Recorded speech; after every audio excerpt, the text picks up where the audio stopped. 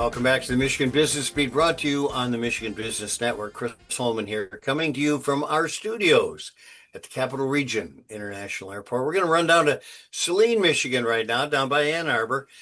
Kelley Kuhn, President and CEO of the Michigan Nonprofit Association, is joining us right now. You know, for years, Kelley, I have told the business community how important the nonprofit community is and how much they contribute to our economic cycle.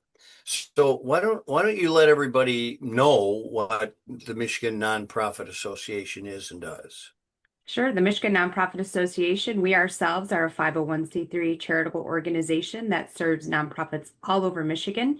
We do that through three primary ways: our public policy and advocacy, our encouragement of civic engagement and people giving back in community, and then, of course, providing supports to our leaders in the sector so that they have what they need to carry out those effective missions all over Michigan. Well, and of course, you chart this and look at needs all the time, and recently just had a survey or a report done. Tell us a little bit about that. Absolutely. The nonprofit sector does generate a lot of economic activity in and across Michigan. And so we created and have done our economic benefits report of the sector. And we just recently launched and released our most recent data. So nonprofits, of course, provide a variety of services. When we think about the supports that are needed for individuals, children, families, veterans, things like food assistance, housing, crisis support, those are just some of the things that nonprofits do every day in community. But we really wanted for people to really understand what is the economic benefits back to the economy here in Michigan. And just briefly, Michigan's charitable nonprofits and private foundations support 1 in 10 jobs, and we pay more than $34 billion in annual wages. That's a data point that this report has put out.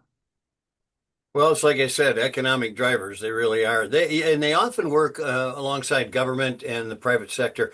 How do those strong public-private sector things help with the general community? So just like our friends in government and our friends in the for-profit spaces, nonprofits also share this commitment for improving lives and communities. And to ensure this commitment stays in place, we need to develop and deepen those relationships with business and government. Let's just take a quick example: housing. We know housing is a major issue in every community across Michigan. People can't work in places if they can't have housing. So what we do know is that nonprofits are creating and are part of these private-public partnerships that are finding creative solutions, repurposing buildings, and in some cases, matching investments so that dollars can go further to a solution around a housing issue in community. And our report showed that for every dollar spent by charities, we generated another $1.10 in the economy. Kelley, the report kind of highlights some concerns about government shifting responsibilities to nonprofits. This we used to call unfunded mandates, if you remember. That's going to impact the business community. Tell me about that.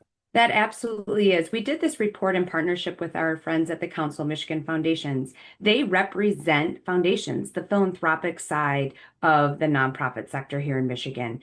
We have data to show that if we took all the assets and foundations across the country, they'd be able to fill 79 days of the federal budget. 79 days. So even our charitable organizations in the sector cannot possibly fill what we know is important for us to have resources from our government sources. And so if we also took a look at, from a business community, the recent ALICE data, which stands for Asset Limited, Income Constrained, and Employed. These are employed individuals who are reporting that 1 in 4 Michiganders were above the poverty line, but still cannot afford enough to survive. It is likely that those individuals are coming to the nonprofits to fill those gaps. And we are doing that. But one of the things that we need is consistent dollars. We need to make sure that there are resources above and beyond what our friends in philanthropy can do, charitable donations. We need a full spectrum of resources in order to be able to continue to fill those needs for our Michiganders.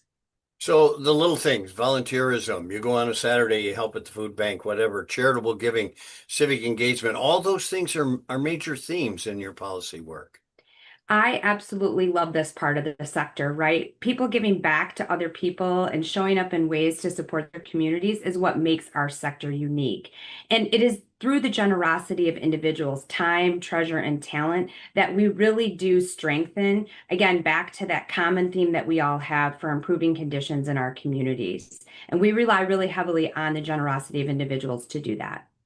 So looking ahead, what policy changes or investments need to be made?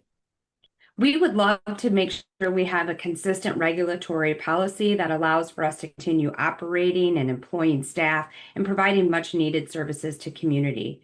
We know a couple weeks ago that the problems in Michigan are deep. That's what we heard at the Mackinac Policy Conference. Nonprofits share in this commitment to improve conditions in Michigan, and we need to continue to build from and deepen our strong private-public partnerships. And lastly, a topic for another conversation, we need to get a complete count in our census in 2030. Yeah, there you go. Kelley Kuhn, President and CEO of the Michigan Nonprofit Association from Saline. Thanks for the great work you do. Thank you for having me today.